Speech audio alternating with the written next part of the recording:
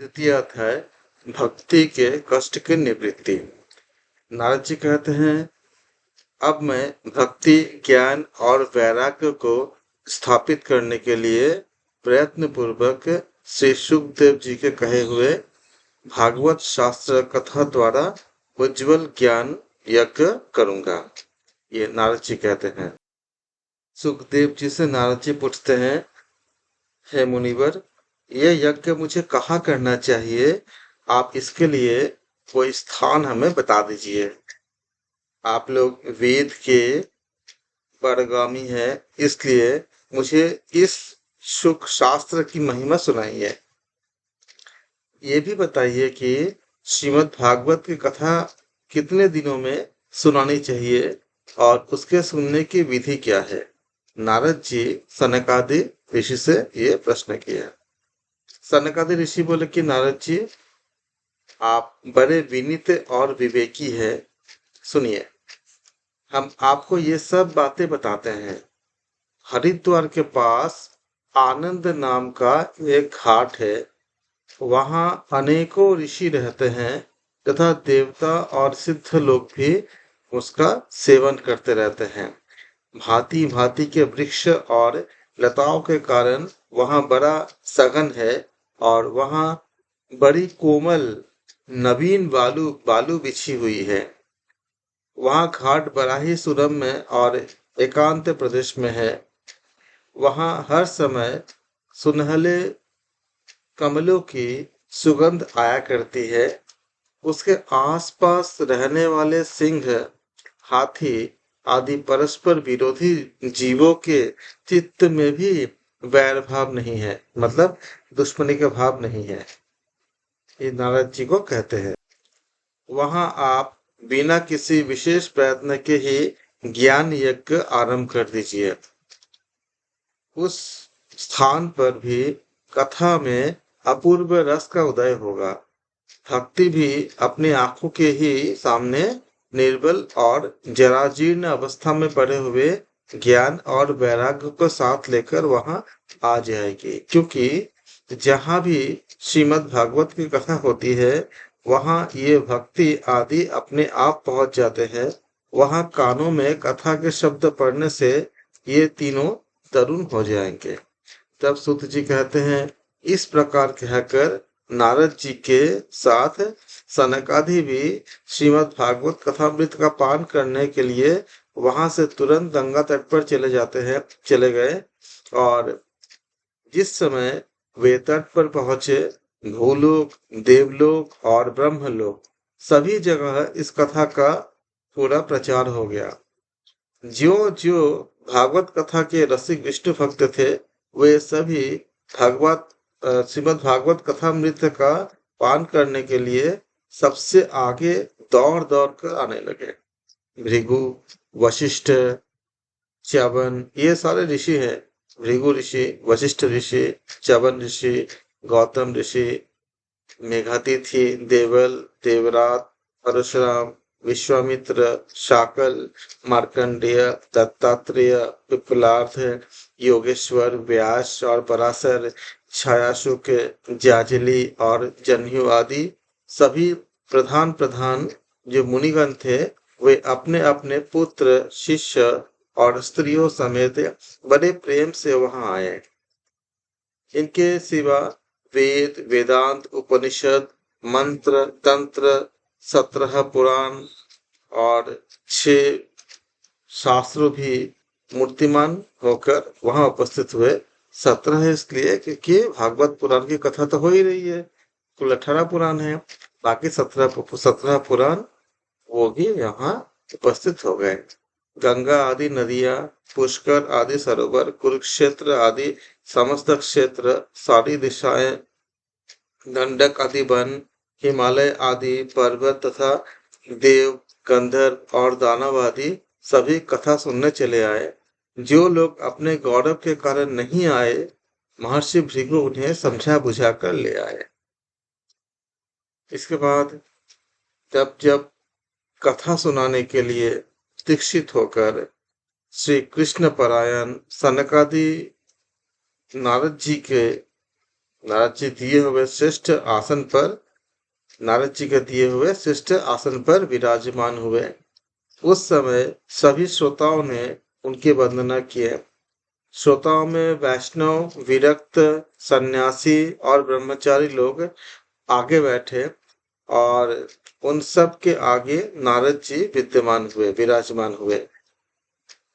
एक और ये पूरा कथा के रूप में, एक और जहाँ पर ऋषिगण, एक और देवता और एक और वेद और उपनिषद इत्यादि तथा एक और तीर्थ बैठे। और तीर्थ बैठे मतलब जितने भी तीर्थ है, सारे तीर्थ का जो तीर्थत्व है, सारे तीर्थों का जो ऊर्जा, वो वहां पे एकत्रित हो गए थे। सारे तीर्थों का जो फल, वो सारे फल वहां उपस्थित हो गए थे। और दूसरी ओर इस प्रकार कहते हैं कि एक और देवता, एक और वेद, एक और उपनिषद इत्यादि और तीर्थ बैठे हुए थे और दूसरी ओर स्त्रियां बैठी। उस समय सब ओर जय जयकार, नमस्कार और शंखों का शब्द होने लगा और अबीर, गुलाल, खील एवं फूलों की खूब वर्षा होने लगी। कोई कोई श्रेष्ठ देवश्रेष्ठ तो विमानों पर चढ़कर वहां बैठे हुए लोगों पर कल्प वृक्ष के पुष्पों की वर्षा करने लगे। सूत जी कहते हैं, इस प्रकार पूजा समाप्त होने पर जब सब लोग एकाग्रचित्त हो गए, तब सनकादि ऋषि महात्मा नारद को श्रीमद् भागवत का महात्मा स्पष्ट करके सुनाने लगे। श्रीमद् भागवत का महत्व जो है, सनकादि जो ऋषि हैं, उन्होंने इनके महत्व को एकाग्र होकर के नारद जी को सुनाने लगे। सनकादि ऋषि कहते हैं कि अब हम आपको इस भागवत शास्त्र की महिमा सुनाते हैं। इसके श्रवण मात्र से मुक्ति हाथ लगती है। श्रीमद् भागवत कथा का सदा सर्वदा सेवन आस्वादन करना चाहिए। इसके श्रवण मात्र से श्री हरि विराज हृदय में जागृत हो जाते हैं, यानी कि हृदय में आप विराजते हैं। इस ग्रंथ के, यानी कि श्रीमद् भागवत के जो ग्रंथ के 18,000 श्लोक और 12 स्कंद है। कितने स्कंद है? 12 स्कंद है। कितने श्लोक है? 18,000 श्लोक है। तथा श्री सुखदेव और राजा परीक्षित का संवाद है। आप यह भागवत शास्त्र ध्यान देकर सुनिए। यह जीव अभी तक अज्ञान बस इस संसार चक्र में भटकता है, जब तक क्षण भर के लिए भी कानों में इस सुख शास्त्र की कथा नहीं पड़ती। बहुत से शास्त्र और पुराण सुनने से अगर हम सुन नहीं पाते हैं या हमें ज्ञान अगर नहीं प्राप्त होते हैं, तो केवल भागवत अगर हम श्रवण कर पाते हैं तो हमें मुक्ति प्राप्त होती है। मुक्ति देने के लिए ये एकमात्र भागवत शास्त्र हमें पर्याप्त है, जिससे हमें जीवन मरण की जो आवागमन है, हमें मोक्ष तक, हमें मुक्ति तक हमें प्राप्त हो सकता है। जिस घर में नित्य प्रति श्रीमद् भागवत की कथा होती है, वह तीर्थ रूप बन जाता है और जो लोग उसमें रहते हैं, उनके सारे पाप नष्ट हो जाते हैं। हजारों अश्वमेध और सैकड़ों वाजपेय यज्ञ इस सुख शास्त्र की कथा का 16वां अंश भी नहीं हो सकते। तपोधनो, जब तक लोग अच्छी तरह श्रीमद् भागवत कथा का श्रवण नहीं करते, तभी तक उनके शरीर में पाप निवास करते हैं। फल की दृष्टि से इस सुख शास्त्र कथा के समतक गंगा, गया, काशी, पुष्कर या कोई तीर्थ जहां अगर हम नहीं जा पाते हैं, तो हम अगर भागवत कथा का श्रवण करते हैं, तो हमें उन तीर्थों के जो तीर्थत्व, उनका जो पुण्य फल हमें प्राप्त होते हैं। यदि हमको परम गति की प्राप्ति की इच्छा है और अपने मुख से श्रीमद् भागवत के आधे अथवा चौथाई श्लोक का भी नित्य नियम पूर्वक पाठ करते हैं, तो अगर हम रोज ऐसा कर पाते हैं, तो ओंकार, गायत्री, पुरुष सूक्त, तीनों वेद, श्रीमद् भागवत, ओम नमो भगवते वासुदेवाय, यह द्वादश अक्षर मंत्र 12 मूर्तियों वाले सूर्य भगवान, प्रयाग, संवत्सर रूप काल, ब्राह्मण, अग्निहोत्र, गौ, द्वादशी तिथि, तुलसी, वसंत ऋतु और भगवान पुरुषोत्तम, इन सब में बुद्धिमान लोग वस्तुतः इनको जो प्राप्त होते हैं वो एक सामान्य इंसान को भी, मनुष्य को भी प्राप्त हो जाते हैं, जो नियमित भागवत का श्रवण करते हैं, मनन करते हैं, चिंतन करते हैं या पाठ करते हैं। इन सब में बुद्धिमान लोग वस्तुतः इनमें कोई अंतर नहीं होते, क्योंकि ये सारे गुण हमें मिल जाते हैं। जो पुरुष अहर्निश अर्थ सहित श्रीमद् भागवत शास्त्र का पाठ करता है, उसके करोड़ों जन्मों के पाप नष्ट हो जाते हैं, इसमें तनिक भी संदेह नहीं है। जो पुरुष नित्य प्रति भागवत का आधा या चौथाई श्लोक भी पढ़ता है, उसे राजस्व और अश्वमेध यज्ञों का फल मिलता है। नित्य भागवत का पाठ करना, भगवान का चिंतन करना, तुलसी को सींचना और गौ की सेवा करना, ये चारों समान है। जो पुरुष अंत समय में श्रीमद् भागवत का वाक्य सुन लेता है, उस पर प्रसन्न होकर भगवान उसे वैकुंठ धाम देते हैं। जो पुरुष इस सोने के सिंहासन पर इसे सोने के सिंहासन पर रखकर विष्णु भक्त को दान करता है, वह अवश्य ही भगवान का सायुज्य प्राप्त करता है। जिस दुष्ट अपने सारी आयु में चित्त को एकाग्र करके श्रीमद् भागवत अमृत का थोड़ा सा भी रसास्वादन नहीं किया, तो उनको अपने पापों के जो मुक्ति पाने में बहुत कठिनाई होती है, क्योंकि भागवत जो कथा का श्रवण हमें पापों से सारे मुक्त कर देते हैं और हमें जन्म जन्मांतर के पाप से मुक्त होकर हमें मोक्ष का, हमें भगवत धाम को प्राप्त होते हैं।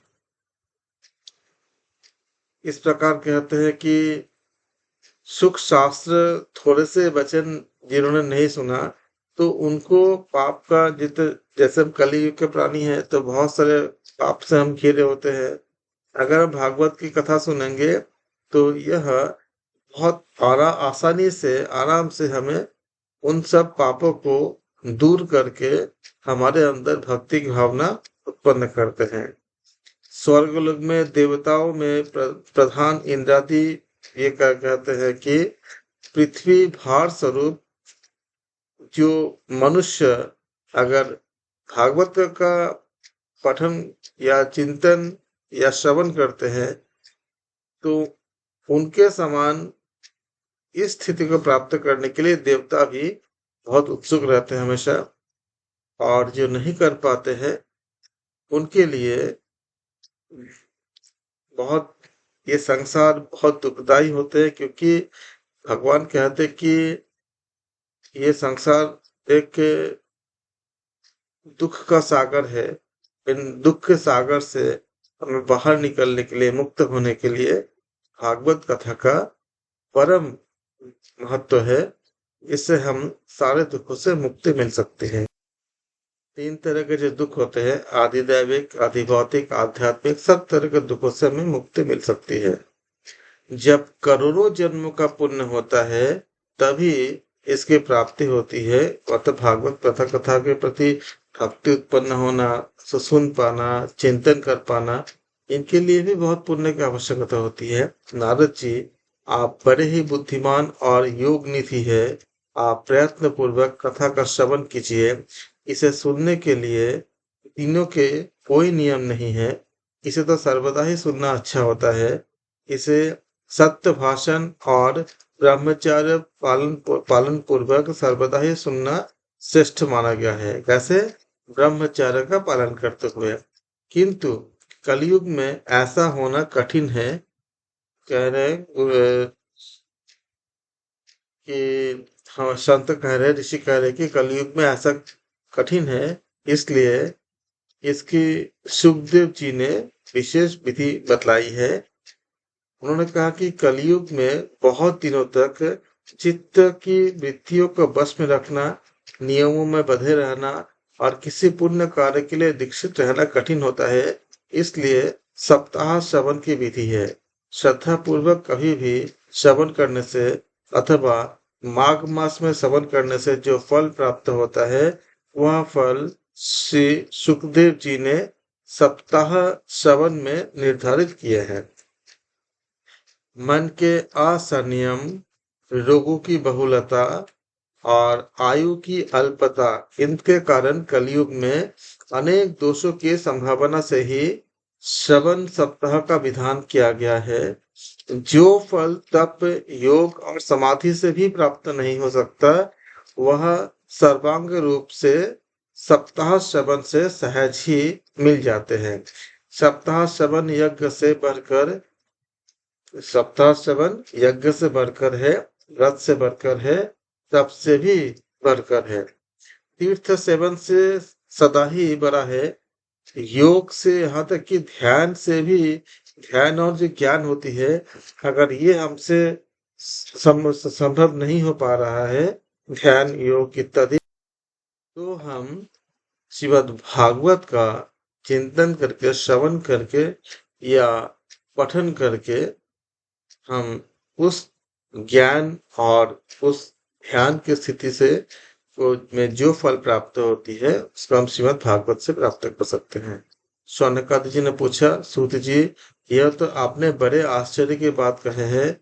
अवश्य ही यह भागवत पुराण योग वेत्ता ब्रह्मा जी के भी आदि कारण श्री नारायण का निरूपण करता है, परंतु यह मोक्ष के प्राप्ति में ज्ञान आदि सभी साधनों का से अगर कोई बाकी ज्ञान प्राप्त नहीं हो पाते हैं, तो भागवत से कैसे उनको ये प्राप्त होंगे, कृपया मुझे बताएं।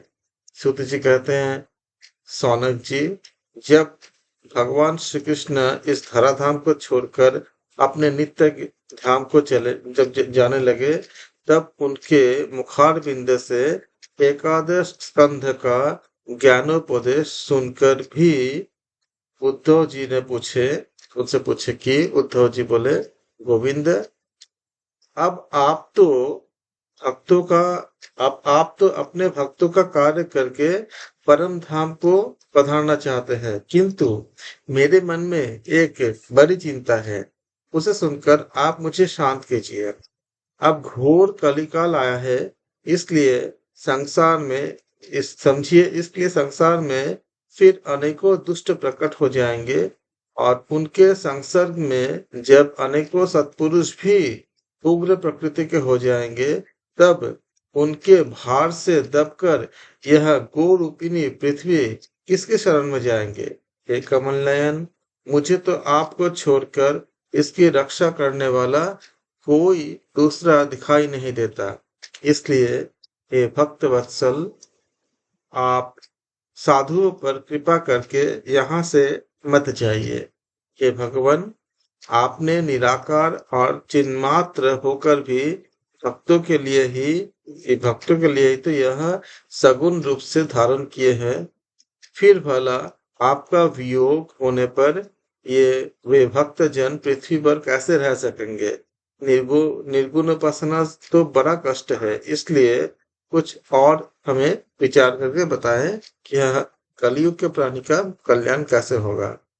प्रयास क्षेत्र में उद्धव जी के ये वचन सुनकर भगवान सोचने लगे कि भक्तों के अवलंबन के लिए मुझे क्या व्यवस्था करनी चाहिए। शौनक जी, तब भगवान ने अपनी सारी शक्ति भागवत में रख दी।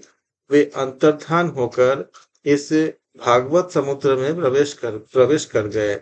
इसलिए यह भगवान की साक्षात शब्दमयी मूर्ति है। इसके सेवन, श्रवण, पाठ और दर्शन से ही मनुष्य के सारे पाप नष्ट हो जाते हैं।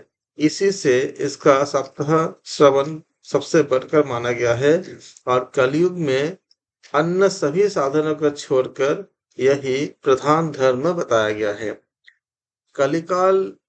कलिकाल में यही ऐसा धर्म है जो दुख, दरिद्रता, दुर्भाग्य और पापों की सफाई कर देता है तथा काम क्रोध आदि शत्रुओं पर विजय दिलाता है।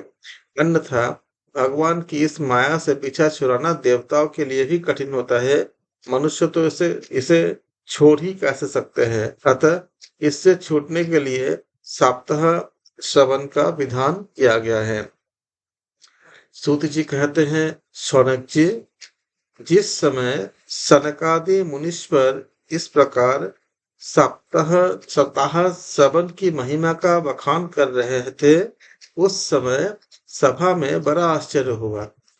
उसे मैं तुम्हें तुम्हें बतलाता हूँ, सुनो।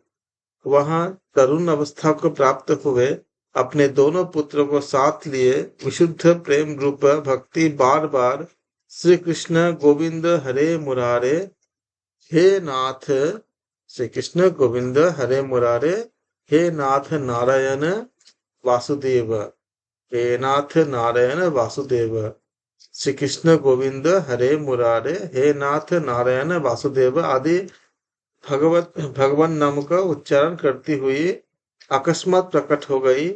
सभी सदस्यों ने देखा कि परम सुंदरी भक्ति रानी भागवत के अर्थों का आभूषण पहने वहां पधारी है। मुनियों की उस सभा में सभी यह तर्क वितर्क करने लगे कि ये कैसे आए हैं, ये कैसे प्रविष्ट हुए। तब सनकादि ने कहे हैं कि ये भक्ति देवी अभी अभी कथा के अर्थ से निकले हैं। ये भक्ति देवी अभी अभी कथा के अर्थ से निकली है। उनके ये वचन सुनकर भक्ति ने अपने पुत्र समेत अत्यंत विनम्र होकर शरत कुमार जी से कहे। भक्ति बोली, मैं कलयुग में नष्ट प्राय हो गई थी। आपने कथामृत से सिंचकर मुझे फिर से पुष्ट कर दिया। अब आप यह बताइए कि मैं कहाँ रहूं। यह सुनकर सनकादि ने उनसे कहे कि तुम भक्तों को भगवान स्वरूप प्रदान करने वाले, अनन्य प्रेम का संपादन करने वाले और संसार रोगों को निर्मूल करने वाले, इन ये सारे आप संसार अनंत भक्ति के द्वारा अनन्य प्रेम का संपादन करने वाले और संसार को रोग निर्मूल करने वाले हो। भक्ति होने से ये सारे होते हैं हमारे रोग नष्ट, रोग जो हमें तकलीफ होती है रोग से, वो बहुत आराम मिल जाती है, वो तकलीफ समाप्त हो जाती है, अनन्य प्रेम मिलती है, हमें हमें अंदर से बहुत शांति मिलती है, खुशी मिलती है, यह भक्ति उत्पन्न होती है। अतः तुम धैर्य धारण करके नित्य निरंतर विष्णु भक्तों के हृदय में ही वास करो, विष्णु भक्तों के हृदय में ही निवास करो। ये कलयुग के दोष भले ही सारे संसार पर अपना प्रभाव डाले, किंतु तुम पर इनकी दृष्टि भी नहीं पड़ सकेगी। तुम पर यानी भक्ति पर उनकी दृष्टि भी नहीं पड़ सकेगी। इसलिए जो भक्ति जब उत्पन्न होती है उस पर कलयुग का प्रभाव नहीं पड़ पाता। जो पराभक्ति जिनमें है, जो प्रभु के ज्ञान में लीन हो जाते हैं, भक्ति में लीन हो जाते हैं, उनको कलयुग का असर हो नहीं पाता, क्योंकि कलयुग का दृष्टि भक्ति पर नहीं हो पाता। इसी को बताया जाए कि ये कलयुग के दोष भले ही सारे संसार पर अपना प्रभाव डाले, किंतु वहां तुम भक्ति पर इनकी दृष्टि भी नहीं पड़ सकेगी। इस प्रकार उनकी आज्ञा पाते ही भक्ति तुरंत भगवत भक्तों के हृदय में जा विराजी। जिनके हृदय में एकमात्र श्री हरि की भक्ति निवास करती है, वे त्रिलोकी में अत्यंत निर्धन होने पर भी परम धन है, क्योंकि उनके पास भक्ति रूपी धन है। क्योंकि इस भक्ति की डोरी से बंध कर तो साक्षात भगवान भी अपना परम धाम छोड़कर उनके हृदय में आकर बस जाते हैं। भूलोक में यह भागवत साक्षात पर ब्रह्म का विग्रह है। हम इसकी महिमा कहाँ तक वर्णन करें। इसका आश्रय लेकर इसे सुनाने से तो सुनने और सुनाने वाले दोनों को ही भगवान श्री कृष्ण की समता प्राप्त हो जाती है। अतः इसे छोड़कर हमें अगर हम और बाकी हम अगर सत्कार्य नहीं कर पा रहे, अगर हम और अगर यज्ञ इत्यादि वेद पाठ इत्यादि अगर नहीं कर पा रहे हैं, तो भी केवल भागवत कथा सुन करके हमारे अंदर अगर जो भक्ति उत्पन्न होगी, उस भक्ति से भी हमें ईश्वर को प्राप्त करना और मोक्ष को प्राप्त करना संभव हो सकता है। संभव होगा जब हमारे अंदर भक्ति को उत्पन्न होगी। इसलिए गीता में भी कहते हैं, भगवान कृष्ण कहते हैं कि भक्ति ही श्रेष्ठ है। इस प्रकार तृतीय अध्याय समाप्त होता है। अगले सेशन में हम चौथा अध्याय शुरू करें। आप सबका बहुत बहुत धन्यवाद।